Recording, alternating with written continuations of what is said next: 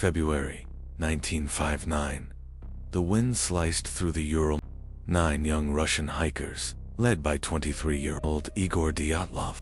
Among them was Zinaida Kolmogorova, determined, bright, and always smart. Ludmila Dubinina, fearless and level-headed. And Yuri Doroshenko, the most playful and light-hearted of them all. They laughed, joked, and took pictures completely unaware that they were about to walk into one of the most mysterious tragedies of the 20th century. The plan was simple. Hike for several days through the snow, set up camp high in the mountains, and return a week later. But as they moved deeper into the wilderness, the weather turned against them, and the mountains became their enemy. The blizzard grew stronger. Their compass began to fail, and their coordinates were soon lost in the endless white dot. No one would ever see them alive again.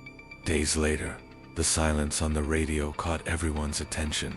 No contact, no signal, nothing. Rescue teams climbed into the mountains and found something that defied explanation. The tent had been ripped open.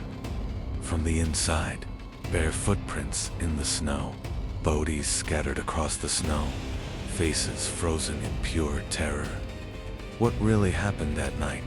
Was it an attack, a psychological breakdown, or something that didn't belong to this world?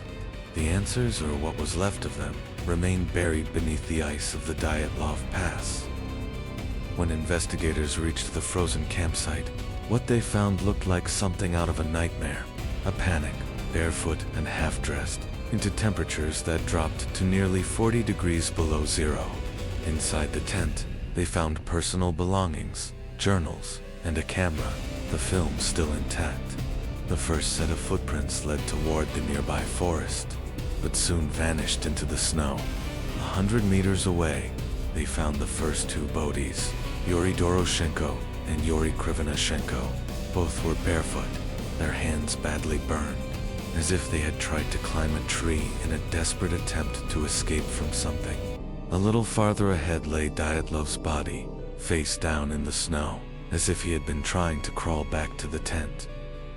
The rescuers began to feel as if something was watching them. The wind whispered through the trees, carrying a haunting sound, and with every step, the sense that something unseen was lurking nearby grew stronger.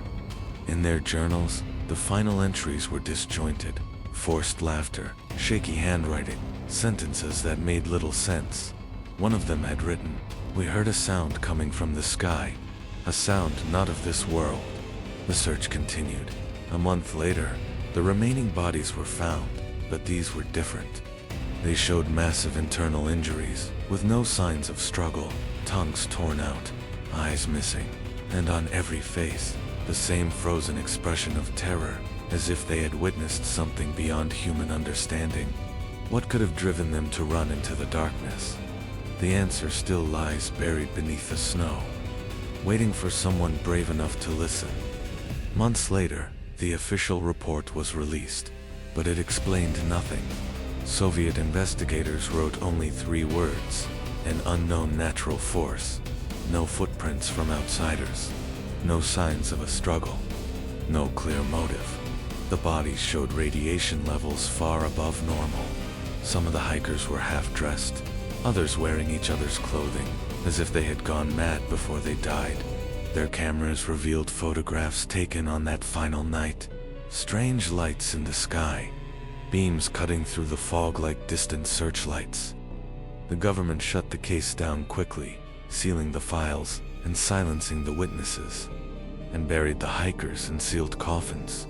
But for those who climbed that mountain, nothing ever truly, and even today, at the frozen peak of Dyatlov Pass, hikers, some say they've seen shadows moving through the storm, 9 of them, walking together, always in the same direction, before vanishing into the mist.